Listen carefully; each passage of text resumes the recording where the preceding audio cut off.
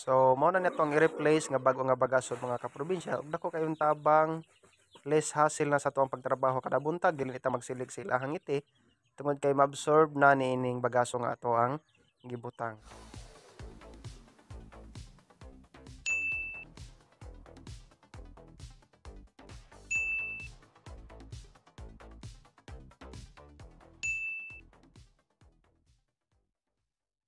Maayong adlaw na usab nato mga kaprobinsya. So nakita karon sulod sa atuang building pen, building pen nga dako man ni kulungan na.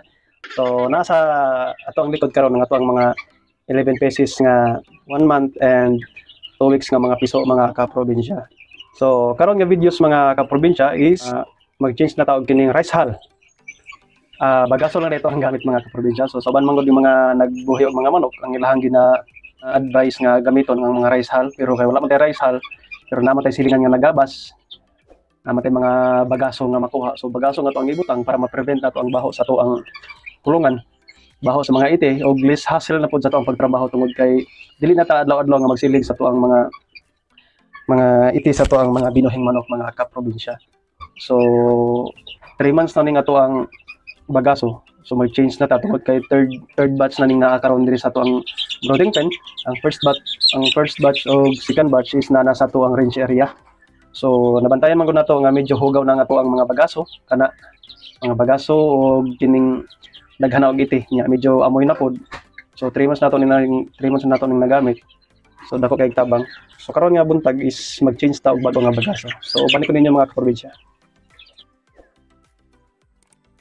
Og mao na ni nga area nga tukuan mga kaprobinsya sa ato ang bagaso. So bisang unsa nga bagaso sa lubi, bagaso sa kahoy. So nakatry na pud ta og bagaso sa lubi pero mas pino lang kaayo. So at wala ning testingan karon ning bagaso sa kahoy.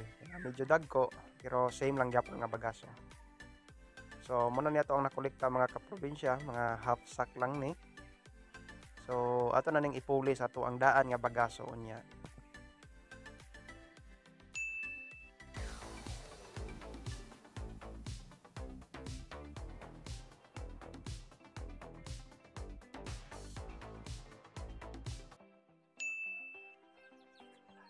So mao na ni nga ato ang na-remove nga daan nga bagaso mga kaprobinsya.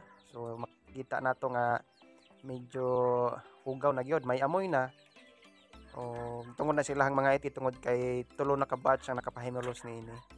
So ipuli na nato ang atong bagong kinuha nga bagaso. So mao na nato ang i-replace nga bago nga bagaso mga kaprobinsya. Ug dako kayong tabang, less hassle na sa tuwang pagtrabaho kada buntag, dili ta magsilig sa ilahang iti tungod kay ma-absorb na niining bagaso nga ato ang gibutang. So dakong tabang, dili na tinuod lang gid mga kaprobinsya, wala na gay amoy, dili na gid maamoy ang inyong kulungan tungod kay mahalo man siya sa bagaso. So ato ang water air na diri sa babaw ato sang gibitet para dili makontaminate, dili magabog-abog. So gikatag lang nato, ana lang, simple lang kayo mga kaprobinsya. Di na kinahanglan nga maghagaw patos tong kaugalingon, magsilig every morning tungod kay ang kining bagaso dako kay tabang. So isa ni sa mga techniques o ideya nga ako ang ma-share kaninyo mga kaprobinsya. So naapod tay DIY nga pagkanaanan mga kaprobinsya, kawayan lang ang gibuak, gibutangan natong stand para panahon nga magsigig pangaykay ang ato ang mga piso, dili pod mahaluan og mga bagaso, dili pod makontaminate ilahang pagkaon. Tungod kay every now and then nagakut-kut, nagakaykay ganing ato ang mga piso mga kaprobinsya. So karon human na natong katag ang ato na pong water air ato ang ibaba. So importante nga nakabitay gid ang inyong water air mga kaprobinsya para panahon nga magkaykay, magkut-kut ang ato ang piso, dili mahaluan. So estimate lang ninyo kung unsa ka dagko ng inyong manok diha or piso nga makaabot makainom sa ato ang water air. So kato lang ako ang ma-share sa inyo karong adlaw mga kaprobinsya, o unta makahatag ni gamay pagtulunan especially sa mga bag-uhay pa nagsugod sa niining free range chicken. So dili man ta expert niini, nag-observe pa ta, nagakolekta tag mga good and bad experience para ma-share nako sa inyo. So once again, daghang salamat sa pagtanaw sa akong video and more power kanatong tanan, and may the Lord God bless us all. All right.